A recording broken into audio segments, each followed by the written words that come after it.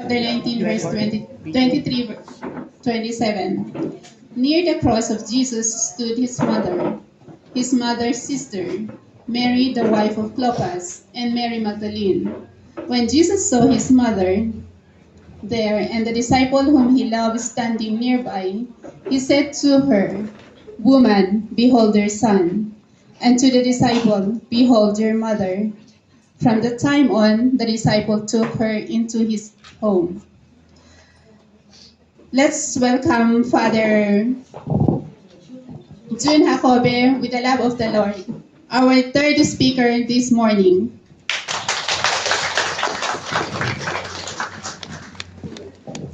I just would like to ask whether we are all Filipinos here. Yes? Okay. Sister Veronica. Sorry. Okay, we'll have it Taglish. Because there are other expressions that... It's okay. Because there are other expressions which can best be expressed only in Tagalog. Yeah, but we have an interpreter there at the back, no? Okay, so there are two talks assigned to me. One is, woman, behold your son, son, behold your mother. And then the second talk is, what's my second talk? My God, why have you forsaken me? Okay. So let's first start with the first talk, which is the third word, woman, behold your son, son, behold your mother.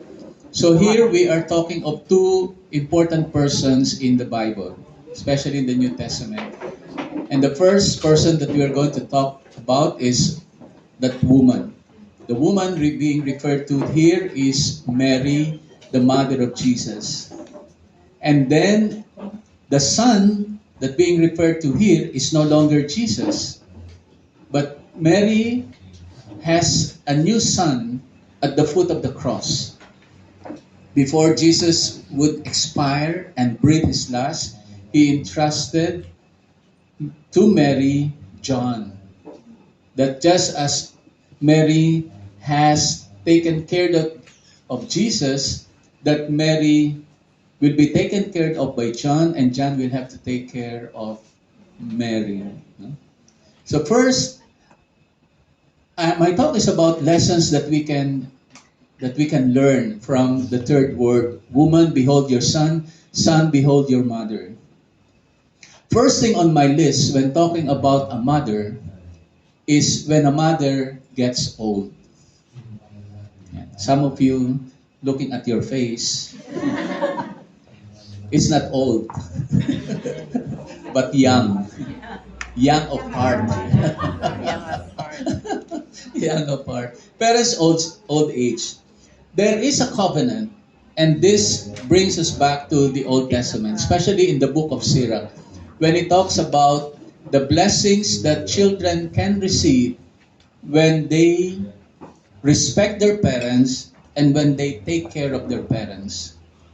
Some of the blessings that children would receive if only they will heed to the call of God to take care of their parents, respect their parents, especially in their old age, is that their prayers will be answered by God. Their prayers will be answered by God. And I suppose you, when you were still younger and when you were still daughters, or sons of your parents, that looking back now, many of your prayers have been answered by God. Why? Because you have been brought up by a very good family. And even if the family is broken because of certain things that cannot be prevented, that still you promise to yourself that when you will build your own family, create your own family, that you will restore your family. That you will not repeat the same mistakes that your parents have made. Otherwise, the chain of broken relationship will continue. And when your parents really have taken care of you and when your parents really have brought you to become a good person. And now you see the product of that. And hopefully, you will also share that to the next generation, which are your children. No? Parents' old age. No? When we refer to when parents reach the old age, no, there is this unwritten covenant that parents give the best and take care of their children. When they take care of their children, parents have only, no, in their thought always to give the best to their children. No? Something that you will feed yourself, and because you remember that any of your children has some need, you spare yourself from that food. You go to the different malls here and you are attracted to many of the food and even some of the items there. It's already sale, buy one, take one, and still you don't buy. Why? Because you think of your children. Because you still have your children who are studying. And even if you have already reached the old age, no, there is such a thing as apostolate. No? Apostolate. That means you finish with your children and your next Apo. would be your apo. No? And after your apo, the children of your apo. That means your grandchildren. When are you going to stop supporting? You die. Until your last breath? Wrong. Wrong. Why? Because you also have to think of yourself. You owe it to yourself. And that is why sometimes when you get sick, who's to blame? You. Yourself. No? You don't blame others. No? Remember, those three fingers pointing at you. Huh? When you blame others because of what happened to you, you're actually pointing your fingers 3 times at you. No? So if I were you, you. And if you're not satisfied, also take off your shoes and then also point the fingers of your feet. No? Para all na. Todo na. No? Now, when parents reach old age, I would like to suggest that you spare something for yourself. Don't give everything, no, to your children. No? Don't give everything to your children. Guilty beyond reasonable doubt.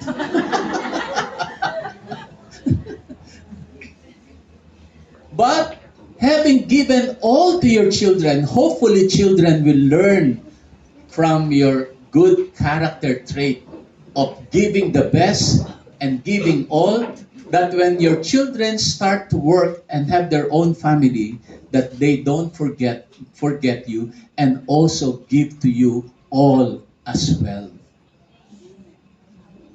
But children will never be able to equalize the kind of generosity and care that you have given to them. Amen. Because parents, no, can never be equal. No?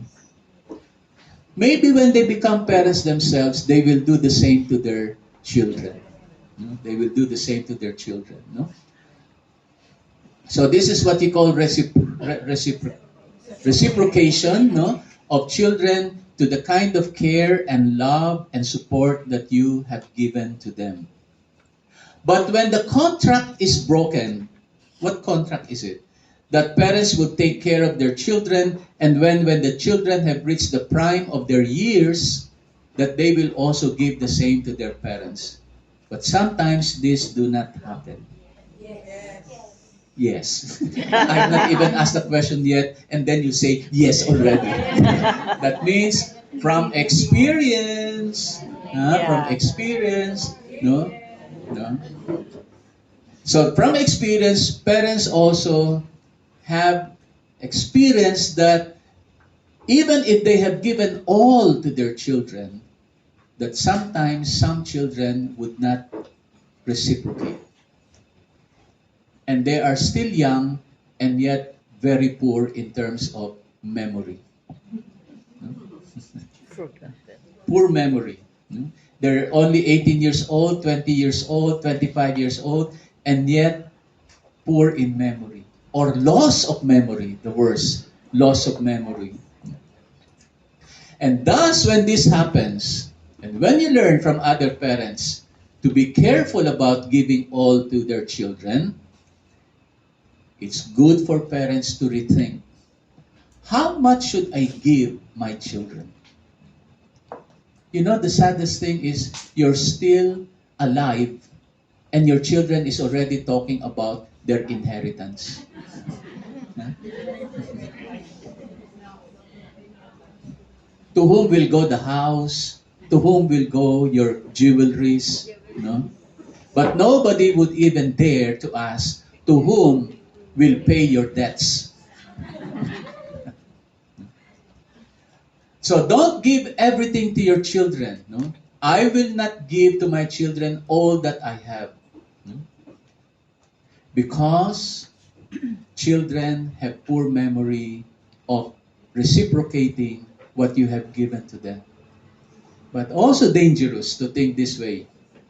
Because if you don't give support to your children when they get old, when it's time for them to return the favors that you have given, they will collect all the receipts of the school, all the receipts of everything that you have done to them, and they will only equalize what you have given to them.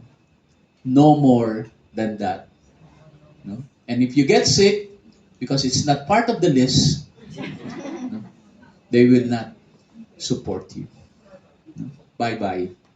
So, SSS, or Pag-ibig, or what's this, the healthcare that we have?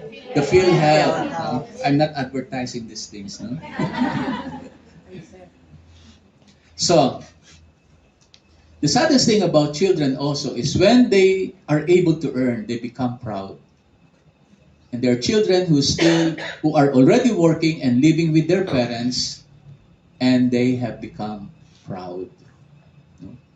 When sometimes parents are not equal in terms of treating their children, especially if you have more than 2 children.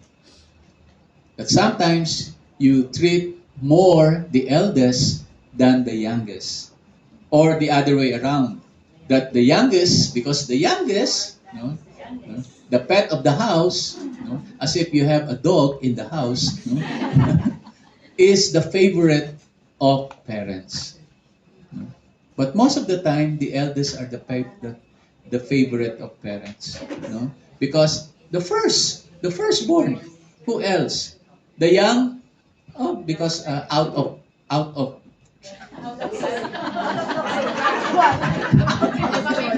because they can still afford, okay, let's have another one.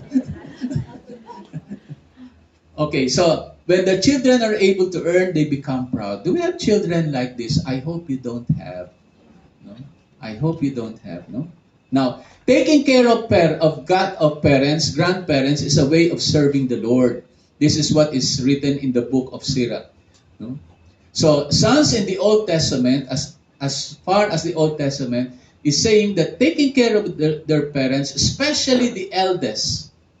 Nowadays, it's not true that the eldest take care of their parents. No. The youngest. No? The youngest take care of their parents. Not the eldest. Where are the eldest? Oh, they have their own life. No? Why? Who's to be blamed? Parents. Because you spoiled your eldest. Firstborn. No?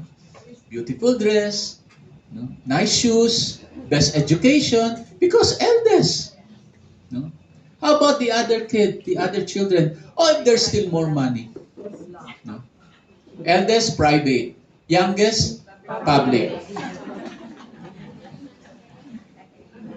I'm lucky.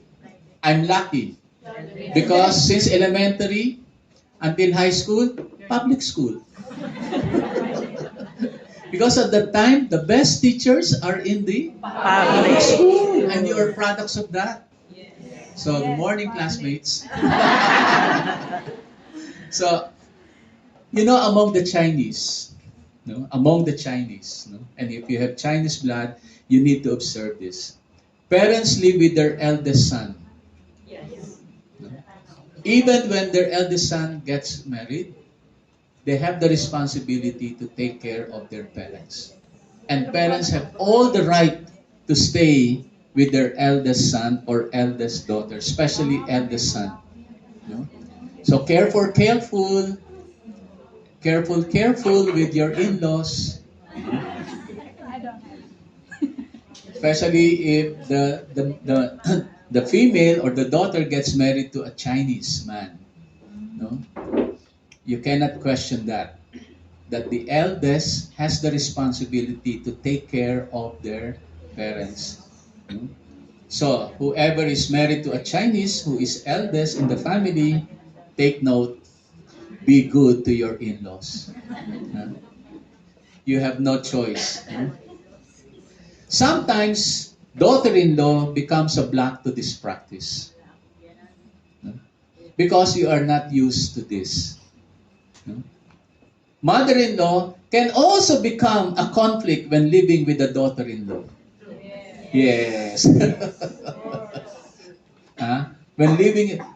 But I thought, by saying yes to your daughter-in-law, that when they get married, that you also say, when your son says yes for life, for better, for worse, in richer or for poor, in sickness, in health, until death do you part.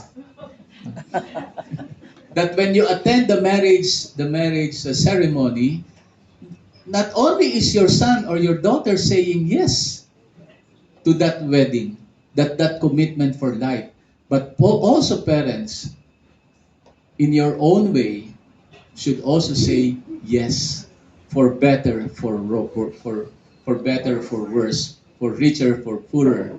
Only that can separate them apart. No? There is such a thing that when parents live with their married sons or daughters, that there is such a thing as underground bigayan. What is underground bigayan? Secretly, the son or the daughter would give money to their parents. And when the daughter-in-law or the son-in-law happens to discover this, it becomes a source of conflict among married persons.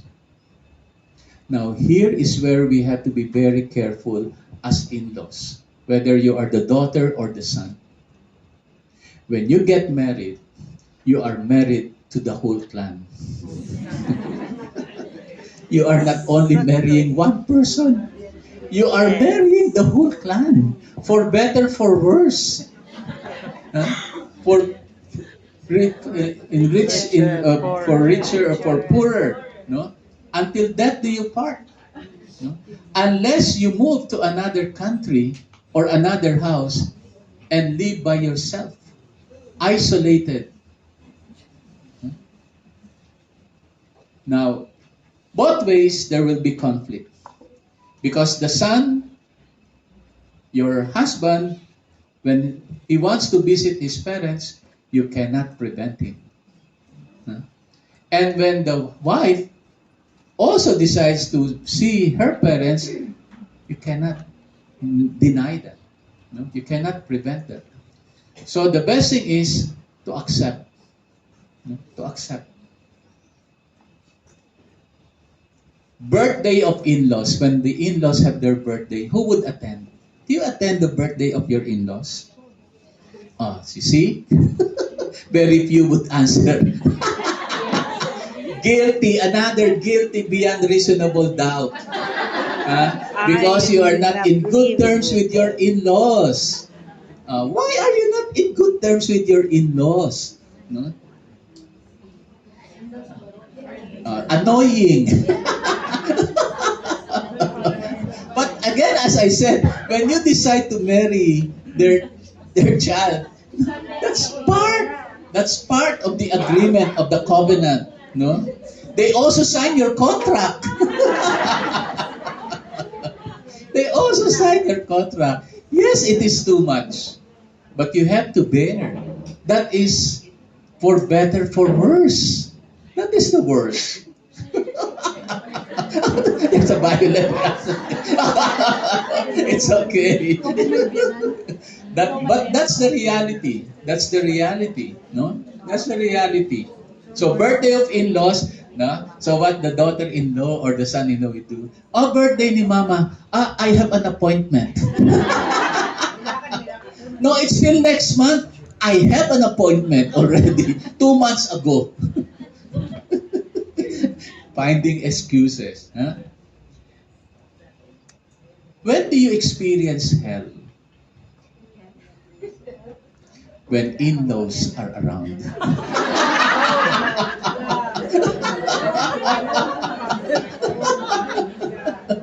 Imagine, if you want to experience hell, live with your in-laws. Nasa island yung aking in-laws. Daughter, son-in-laws. Why is it hell? Because they are unable to adjust to the personality, the character, no, the moves, no, the moods of their in-laws. Yeah. And that is why you have to be ready when you get married. It is always advisable to live by yourselves. And there are those who got married who are not prepared. Not prepared because they still live with their parents. They still live with their parents. No? But I have great admiration for those who have been able to live with their in-laws. Because the kind of person that you have married is because of your in-laws. You are what you are because of your parents. It is just an exemption when it happens that you are not in good terms with your in-laws. But come to think, it is also good to consider the fact that how about my other sister-in-law or brother-in-law? Are they in good terms with their in-laws? It's good to ask. No? So sometimes the problem can be not the in-law, but the problem is the daughter or the son-in-law. Yeah, no? And maybe we have not been brought up in a very nice way also by our parents. Take note, the best education to make adjustment to persons of different personalities is where you come from your own family. Even though you are brothers and sisters, you have different characters, you have different moods. And because you have been able to live together as a family and not live as a broken family, we can say that you have been able to adjust to each other's character and personality. So why can we not also do that to our in-laws? It is easier said than done. Huh? I would like to accept it. No? Now, sons are often given the privilege by their parents in terms of, okay, yung mga magulang, no, parents, I don't know whether it is still true today, but previous, during my time, and I will not reveal to you what year, in the old administration, sons are often given the privilege in terms of studies. Yung mga anak na lalaki. Parents will see to it that they study in private school. Why? Because at that time, sons are considered the gems of the family. No? That they will be the one to support their aging parents later on. Not true. Not true. Because those who have soft heart are mostly women.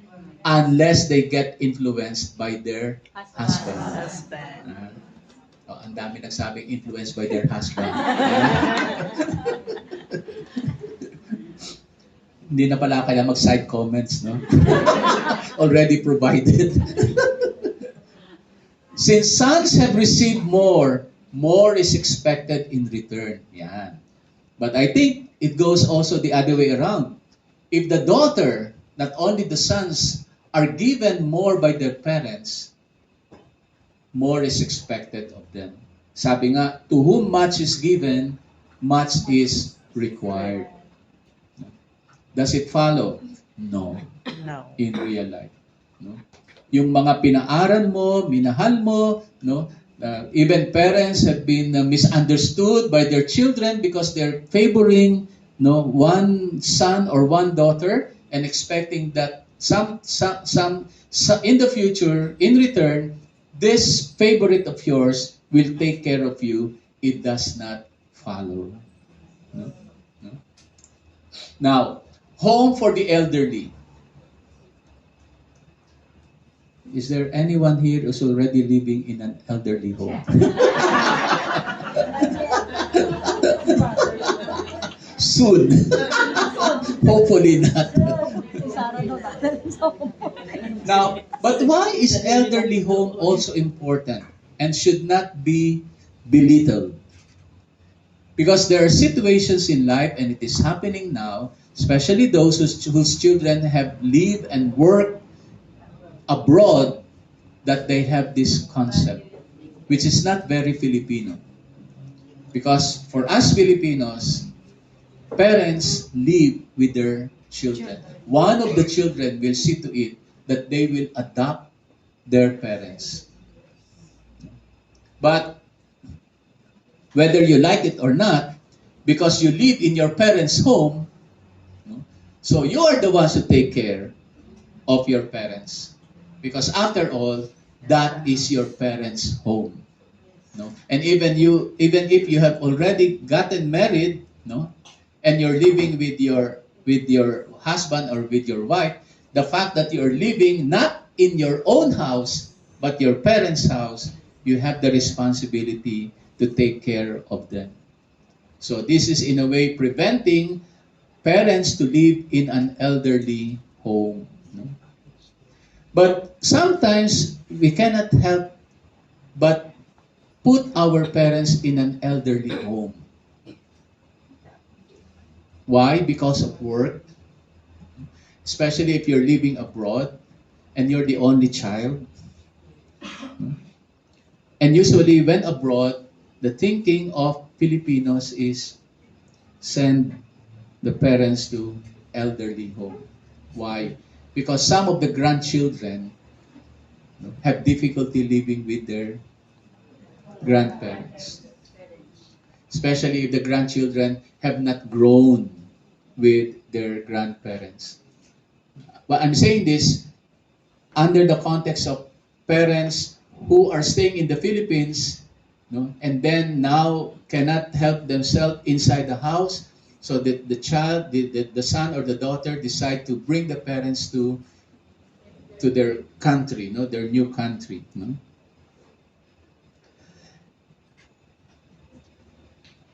Parents usually want to have a big family. Not anymore now. You know where I come from? I come from a big family. Big, really big. 8 boys and 6 sisters. 14. And then I was told by my mom that there was one who did not make it. So we were supposed to be 15. And all the while I thought I'm number 7. Because we're so many that I forgot what number am I in the family. I'm number 6. So when arranging from the eldest to the youngest, I would always put myself number 7. And then when I see the date of birth, oh my gosh, I'm number 6. So why would parents want a big family? Because they want to be assured that one of those children will take care of them. But not necessary. Saddest thing is, when you have so many children, they only come home during the wake. of your burial. Why? Where are these children?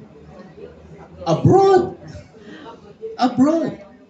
And if their employer do not give them permission to go home, or if coming home would mean losing their job, they would prefer to stay home than lose their job. Because that only happens once. But your job, if you lose it for life. Sad, no? When during your wake, who is there? Your driver or your kasambahay or your maid, no? And then there are those who, it's very expensive from Canada to Philippines. I would rather give the money for the wake rather than go home. Huh? For practical reason, but also wrong. Also wrong. Yes. I mean, that's the last time you will see your parent. Huh? I mean, you can come home, but what do you see? A tombstone. And then you talk to the tombstone. No? And your parents is already decaying, decomposing. No? So sometimes what is practical is not practical at all. I'm sure your parents would like to see you more than the money that you give. Huh? So you see how sometimes our mind can already twist. No? Now, of course, I can understand your work here. Because if you lose your job, and there are so many along the line who are waiting, no, who are still relying on your help, that you have to think twice which one is the best decision.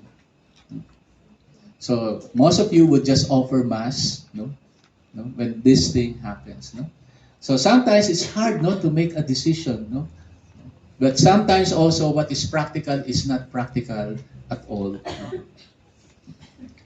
Now, there is such a thing also as proxy care. What is proxy?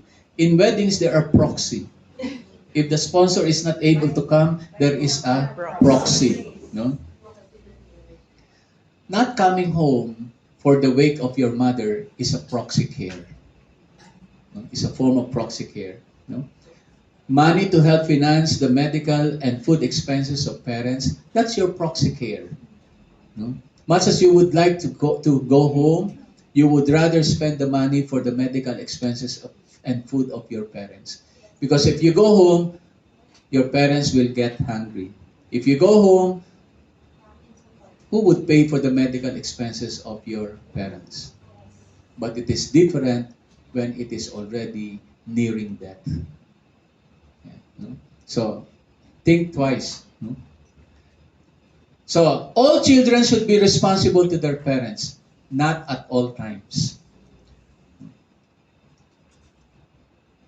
The first thing that I said, parents would like a big family so that whatever happens, all of them, at least one of them will be there.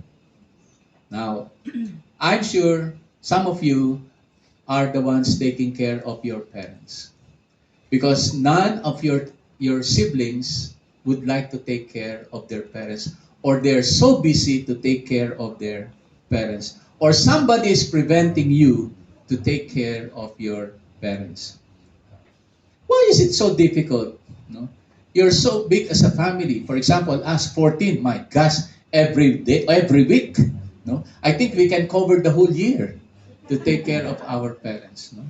And sometimes, when things gets worse, when I was deciding to become a priest, my brothers and sisters were telling me, "No, who will take care of her when there is an emergency or what?" I tell you, I'm the first one to arrive in the Philippines.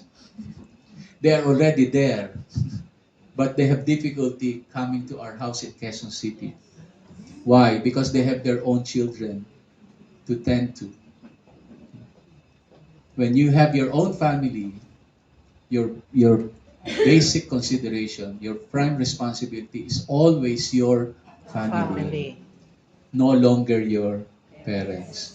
Parents would be secondary if you still think of your parents. Yeah. Okay.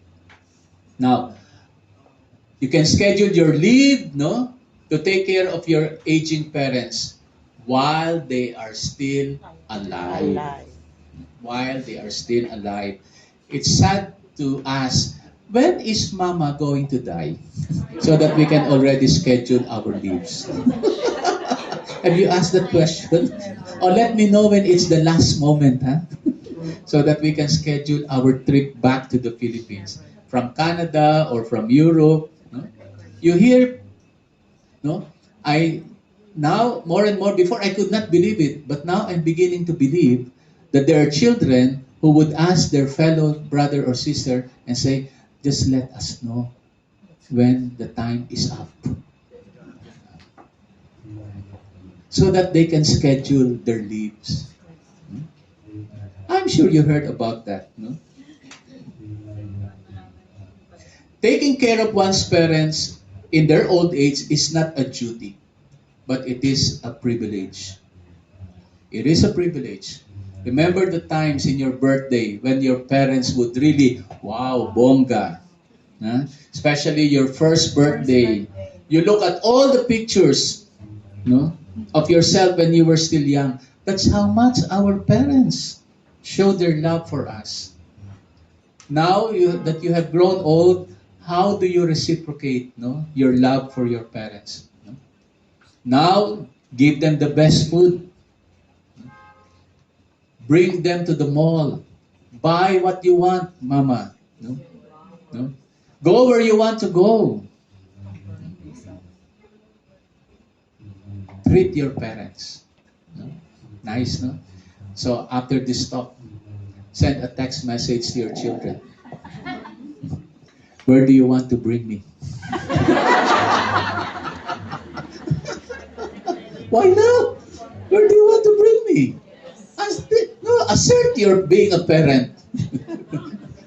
Now it's your time, no? Before you leave this world.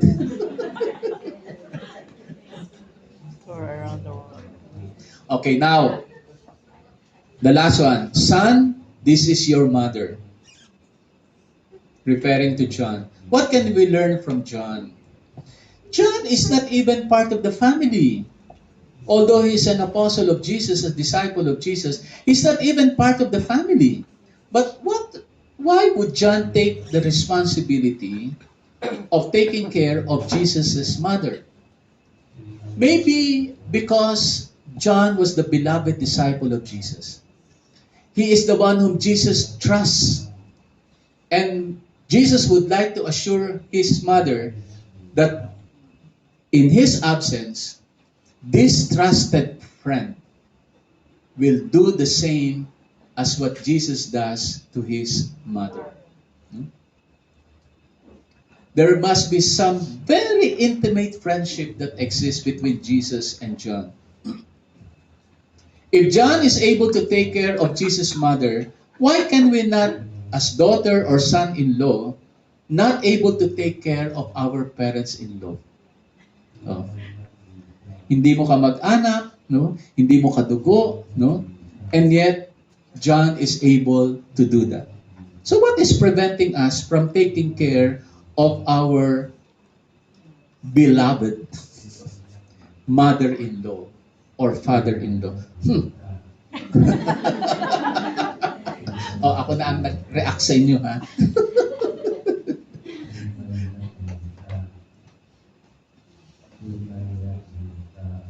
Tradition said that John brought Mary. Now this is by way of tradition. Among the disciples of Jesus, John is the one who is able to afford to take care of an aging mother. John built a house in Ephesus for Mary. But this is the privilege of John. And that is why if you read the Gospel of John, John tells a lot about Jesus. Because in the last few years of Mary's life, Mary was always telling John about who Jesus is and who Jesus was. Kilala ng nanay ang kanyang anak from the womb until his last breath at the foot of the cross. And that is why if you read the Gospel of John, you would see the difference of John's Gospel with Matthew, Mark, and Luke. John is very, what you call this, very beautiful, no, in terms of richness and knowledge about who Jesus is. Why? Because he stayed with Jesus's mother, and that is Mary. Mary. No? John has the primary source, who is Mary. Do you remember the song, God is watching us Yes. from a distance? From a distance. So as John was taking care of Mary, God was watching John on how he takes care of Mary. When we take care of our parents, and when we take care of our in-laws, God is watching us from a distance. Who Amen. knows, when your time is up, when our time is up, the person who will open the gate of heaven for us is the person that we hate most. Your in-laws.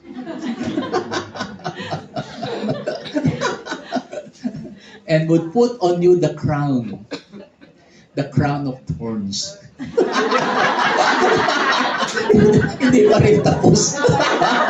Hanggang sa langit, magkagalit pa rin.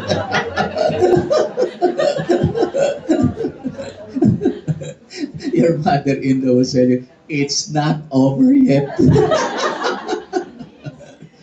Now, how many of us have grown with our stepmother or stepfather? Yeah, no?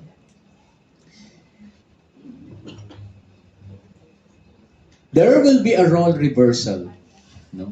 There will be a role reversal. Because sometimes stepfather and stepmother are not that close to the children of their partner. No? But there will be a reversal of role. And this is where we encourage stepfather and stepmothers to do their role. Even though they are only stepfather or stepmother, they should not be belittled, but should do the responsibility as stepmother or stepfather. No? Because there will be a reversal of role. What you have planted, that's what you will harvest at the end. No? So, okay, this is the last before I move to the next. Okay, mga anak, magpakatino. Sa pagtanda ng magulang ay dapat silang binibisita. Ayan. While parents are still alive, make sure that you visit your parents. No? It is sad, no, that a child goes first before the parent. No? That's hard to accept. It's hard to accept that the child goes first before the parent. Because it is the parent who should go first. And it is the child who will have to bring the parent to the cemetery. But not the mother bringing the child to the cemetery. And this is the feeling of what Jesus saw in the gospel. Remember, there was this funeral of a young girl who died, and then the mother was bringing her child to the cemetery, and then with all anguish and mourning, Jesus saw this mother crying aloud for the loss of her only daughter, only child. And when Jesus saw the anguish of the mother, he said, "Stop the procession. The child is just asleep." So what did Jesus do to the child? He lifted the child and brought the child back to life, and then gave the child to her mother. So give our parents the rest that they deserve coming from their children. Earn and deserve your retirement. So whatever you have earned, keep that to yourself. enough with giving. Treat yourself. Treat yourself.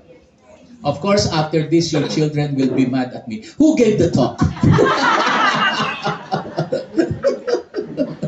Never invite that priest again. He's not telling the truth. I will face your children. I will give them another recollection like this. Okay, let's now move on to the next talk. Break muna. Okay. I will have to light.